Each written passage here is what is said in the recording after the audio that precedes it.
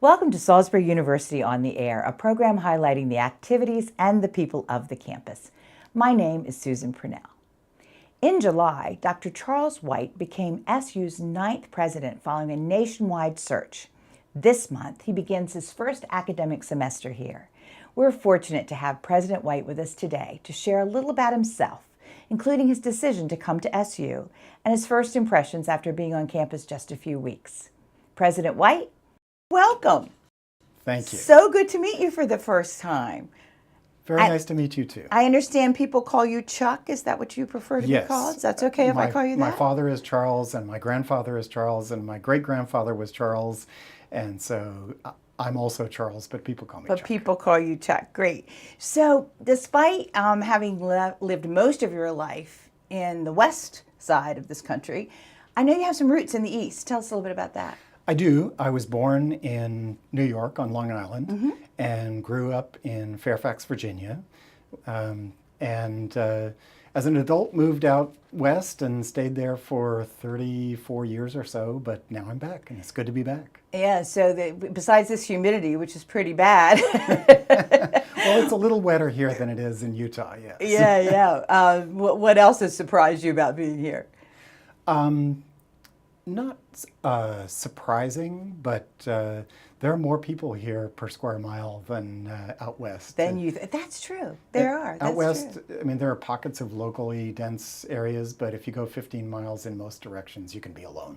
And probably when you went to school at University of Virginia, is that yes. right? Okay. And then you did your graduate work in California? In Pasadena, yes. Right. And so how did you end up in Utah then from there? Just the job. I was in a national search for a job. I wanted to teach chemistry at a university, and the way things go, I interviewed several places and chose to teach at the University of Utah, and wasn't sure how long I would stay, but ended up staying almost 29 years. Absolutely. Yeah. Now you've had a long career in education, and I understand your parents were teachers as well. Yes. What did they teach? My father was a math teacher, and he taught at some small private schools, and he taught at the St. Albans School for Boys in D.C. Oh, yes. And then he was the principal of a private school called Flint Hill Preparatory School for a while, and then he changed careers. My mother was a remedial reading teacher is what it was called at the time. These days they would call it special ed. Right. And she later became a school principal as well. And did you ever have either of them as a teacher? No, but I did go to the school where my father was the principal. Oh, and that's something. That was challenging. I bet. Yeah. You had to call him, "Hi, Dr. Wight." No, but you could call him Dad. At first, I found that my teachers were a little bit afraid of me. Oh, sure. I'd never because you could go to the principal every day if you wanted. Yeah, but my father was not that kind of person. He said to me, as a matter of philosophy, I don't believe in corporal punishment. But he pointed to me and he said, if you ever show up in the office, I'm making an important exception. And those were the days you can't do that now, I don't think, not even with your own kids. Now, throughout your career, you've always tried to keep a foot in the classroom, is what I understand. You even taught classes when you were at, is it Weber? Yes. Is that how you pronounce it? Okay, yeah. At Weber. Do you plan on doing that when you're here at Salisbury? I would very much like to do that. At Weber State, I taught an honors general chemistry class for freshman second semester chemistry. And it was important to me to teach the honors class because you never know as a president when you're going to be called away for an important meeting and have to miss a class. And with honors students, they are very capable of taking care of themselves. And I never worried about their education. Right. And at Salisbury University, the College of Science, the Henson College, the Henson School, sorry, is just getting started with their honors program. The Honors College, is that Well, no, what we're the talking Honors about? College has been Is a separate institution. been going Okay. on, but there's a disciplinary honors program that's specifically tailored To to Henson. science Okay. majors, and that's just getting started. We don't teach honors chemistry yet, but I think we will next year. And so I probably won't teach this year, but I've been It's told probably I a might good idea. I might be able to get on the schedule for next year. You have enough to get used to, I think, this first year. I think I'm learning a lot. Yeah. Yes. You know, in some of the interviews that I've seen with you and read about you, and then a good article, by the way, in the new SU magazine. Thank I you. thought that was fabulous, Yeah. which was an excerpt from one of your speeches here. Your focus is definitely on students. Yes. Tell me, what do you think is the best student? What do you want to be the student experience here at SU? I think students, these days at least, are focused on things that are 6 inches in front of their nose. They're not, most of them, looking at the big picture in life. So it's our responsibility to make sure that we structure the university so that they can have an amazing residential experience here at the university. And I think that 20, 30, 40 years from now, those students will look back on their time at the university as the best time of their lives. I do. Yeah, I do Look too. back to my college days as the I do best time too. of my life. Yeah. And, you know, I had fun learning, which is, I think, And I had you fun know, your goal. having fun. I do too. I'm with that philosophy as well. Now, one thing that has happened here at SU over the last few years, especially under Janet's tenure, is the increase in diversity. I don't remember the statistics, but I know we're almost at a quarter of the population being non-Caucasian. Is this something you've experienced in your past? And, you know, what's your opinion on what's going on here? Well, diversity in Utah was a little bit more challenging. I bet it was. But at Salisbury, about 25% of our students are students of color. But among the faculty and staff, it's much lower, it's particularly the faculty. And so the challenge at Salisbury will be mainly to recruit and retain faculty of color, because without role models, without forming a community of faculty and staff that reflects the diversity of the greater community, we're not all the way there. We haven't reached our full potential. Oh, I think I had never thought about that aspect of it, so that's a great idea. Let's go back a little bit to your history. So you said you studied and taught chemistry, and I understand that you're an expert in chemical explosions, which is quite exciting. So How'd you get into that? I more or less backed into that. Most of my training as an undergraduate and as a graduate student was in very fundamental chemical physics, energy transfer, and so forth. But we were doing some experiments in my early career, and we ran across a phenomenon that we called microexplosions that occurred at extremely low temperatures. And a friend of mine who worked for the Air Force Office of Scientific Research told me, you know, if you'd study real explosives, there's real money that can be had to support it. And so I looked into it, and I discovered that there's a lot that's not known about the chemistry of explosives. And so we spent 25 years or so working on some of those very fundamental problems, looking at the chemistry of explosives. I wish you'd find out how to keep them out of the wrong hands. That would be a terrific breakthrough. Mostly we were trying to make them safer to handle and store and transport. Yeah. But yeah, there are other people who are working on the security aspects. So you spent 5 years at Weber. What made you decide to apply to SU? I had a few goals, things that I was trying to accomplish at Weber State. And we'd made a lot of progress on at least 4 of the 5 goals that I had set out in the beginning. And I've never been one happy to coast. And so I just decided that it was time to move on.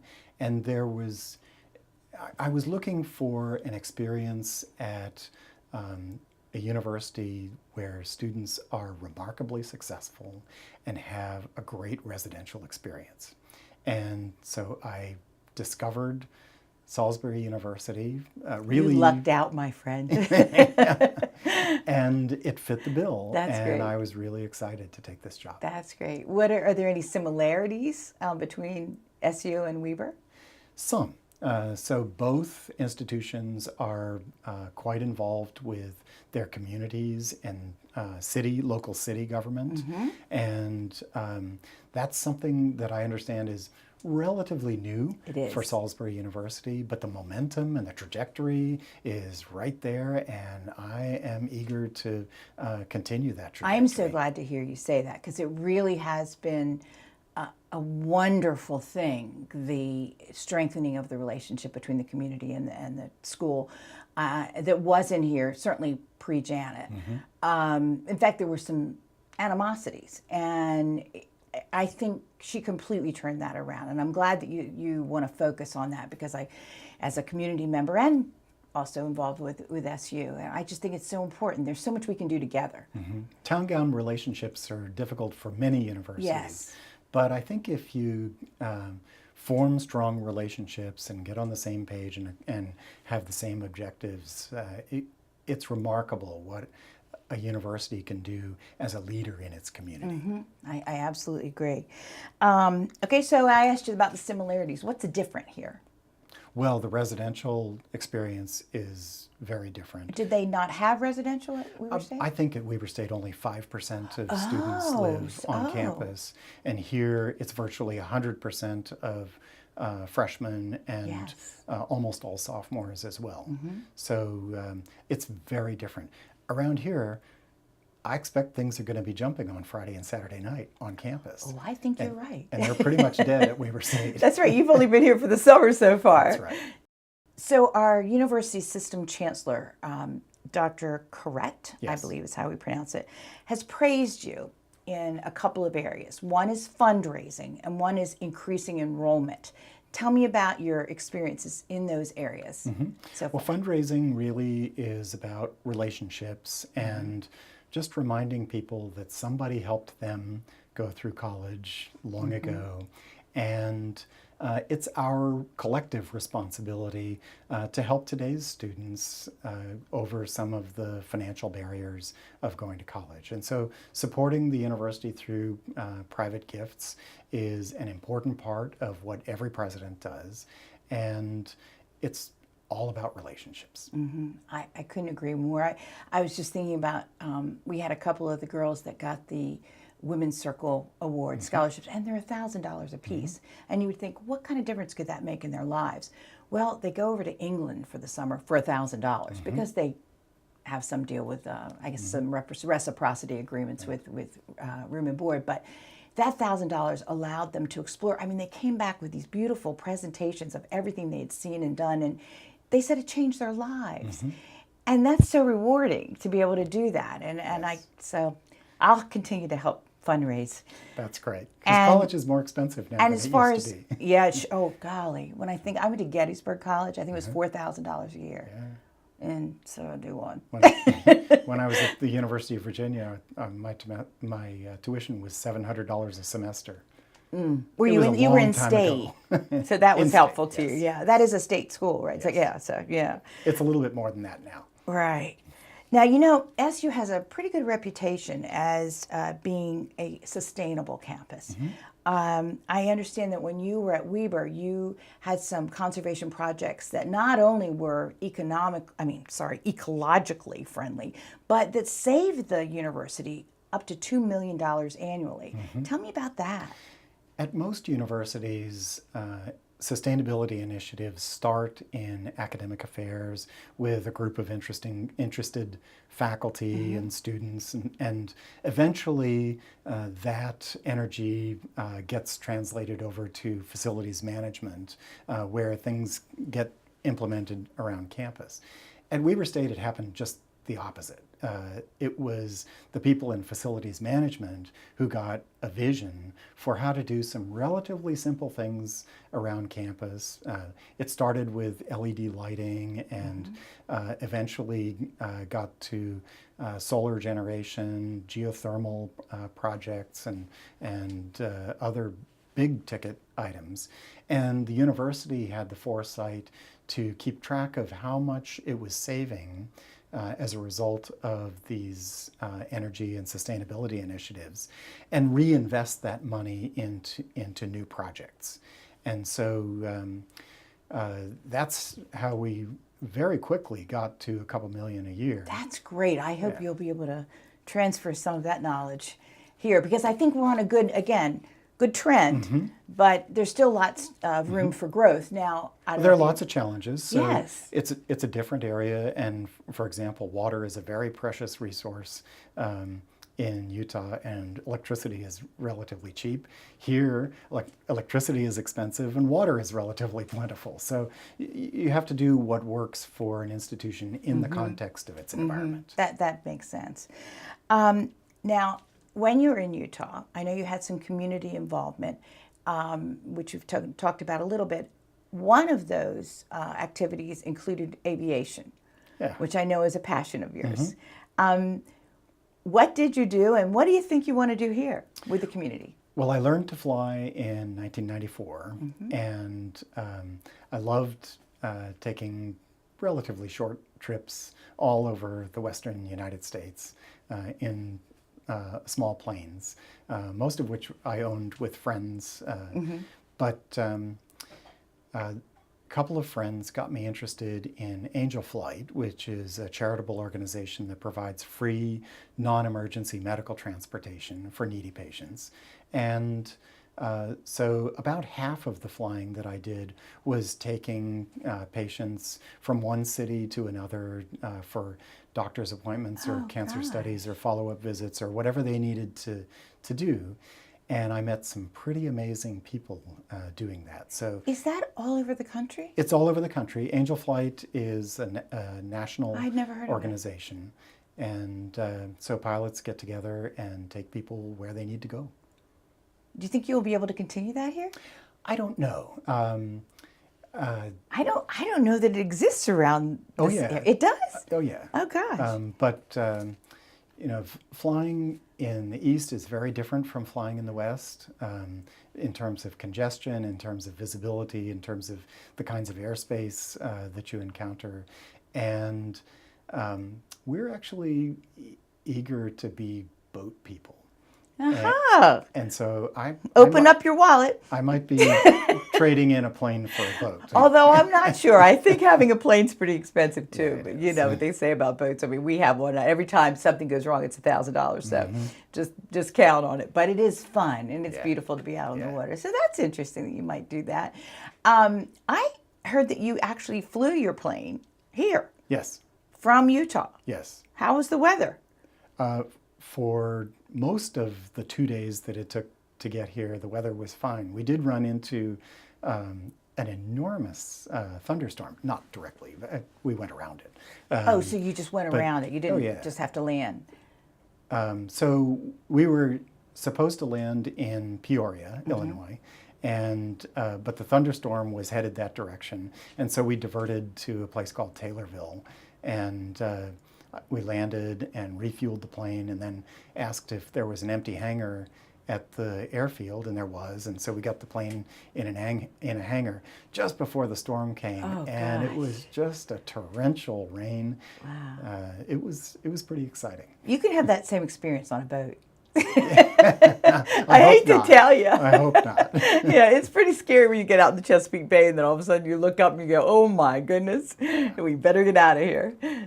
I heard that your video of American Airlines' final -8 landing here in Salisbury went viral. It was picked up by Time Magazine, by Bloomberg, I think. Yeah, that's pretty neat. How did that happen? I'm not sure if viral is the right word, but it did get a lot of exposure. Well, that's what I was told. Those were in my notes. So take it. It was fun. I was invited more or less at the last minute to go out and watch this landing. And so there was a little crowd of us right by the terminal, and the flight was late, unfortunately. And so when I took, I think it was 28 seconds of video of the plane going underneath the water spout from the fire truck to honor the two pilots who had landed. You know, I just took it. It wasn't very good video, but apparently it might have been the only video that people had access to. Yeah, of that last kind of after I posted it on Twitter, it got picked up in a couple of places. Isn't that funny? It's still getting likes. You just never know. You know, it's something you have to be so careful about what you put out there on social media, because you never know who's going to see it and pick it up and go. Well, with if you it. just put out the good stuff, then it's then fine, you're okay. right? That's what I tell my children. But if you react to things too quickly, then that's where mistakes and don't happen. get into a political fracas about anything. Absolutely. What other hobbies do you have? Oh, my wife and I like to go for long walks. We like to eat in good restaurants. We love to travel. And I think we might be future boat people. Well, we'll take you out on ours and you can decide, okay? It's just little, like a ski boat. The current discussion is whether it's a sailboat or a motorboat. You can't decide. We just have to get some experience. So when I was a kid, I used to go sailing on Long Island Sound, up near where my grandmother used to live. And so I learned to sail, and I've taken Victoria sailing a few times when we've been on beach vacations and things like that. But Victoria has a need for speed, and I think she'd prefer to be in a motorboat. And so we're going to have to decide which way to go on this. And so I'm like Victoria. Yeah? Okay, good. I think I would be bored in a sailboat all day long. I don't know why. I just think I would. I love being out there, but I like to be able to tool in and out of places and I love dock being readily. one with the wind and the water. Well, that is a nice thing, but you can do it in a motorboat too. You just turn the motor off. Anchor, nice place down at Molly's We usually Point. call that just adrift. No, seriously, right at the end of the Wacomico River, there's a little area called Molly's Point. A lot of motorboats go down there, anchor, stay for the day, just hang out. A friend Kids go took us swimming. for a ride on a motorboat in the Nanticoke River. Oh, that's also a great place. Yes. So we stopped in Vienna and yeah, it's wonderful. Yeah. But it wasn't sailboating a river is iffy at best. But if you're going to get out into the Chesapeake, I think a sailboat would be wonderful. I personally like my own. But let's talk about your wife a little bit. She's from Utah. She is. How is she adapting to no desert and lots of water? Well, I think she'd be happier if there were a little bit less rain. But well, this is unusual. That's what. Honestly, you have really come at the rainiest, I swear, rainiest summer we've ever had. I know, and California in the West is on fire. I know. It makes no sense. But this is, I promise her, she will not, she will not have this experience for long. She's really adapting well to the new environment. She's making lots of friends. We have both felt very warmly welcomed to Salisbury and this community. It's a pretty friendly place. Yeah, she's really doing fine. That's great. Well, I look forward to meeting her. Unfortunately was supposed to, when I broke my foot, I was about ready to get to meet her one night, and then I couldn't do it. But I look forward to meeting her. Tell me about what you look forward to the most in this upcoming semester. The arrival of the students. Move-in day is coming up in a couple of weeks, and we're going to have a bunch of volunteers out there to help students settle in the residence halls. And when the sidewalks and the dining commons fill up with students, I'm going to be a very happy president. You will be, and it is exciting, and I miss them too. I miss their forays downtown. I miss driving around and just seeing them, gathering, and you'll love looking right out your window on Holloway Hall and seeing all the action right there on the, I don't know what they call that, but the grounds right in front. There's a lot of activity there, and I know you're going to enjoy it. Well, it's just been a pleasure to talk to you today, and I welcome you to the community as well as Salisbury University. I know you're going to love it. I do, already. And I grew up here, so I'm a born here, not a come here. But we like you come heres as well. Thank you. Thank you. It's delightful to be here. I know I'm going to have a lot of fun in this job. I know that you will too. And I appreciate the opportunity to spend some time with you. Yes, thank you so much. And now, here's a look at what is happening on the campus in September.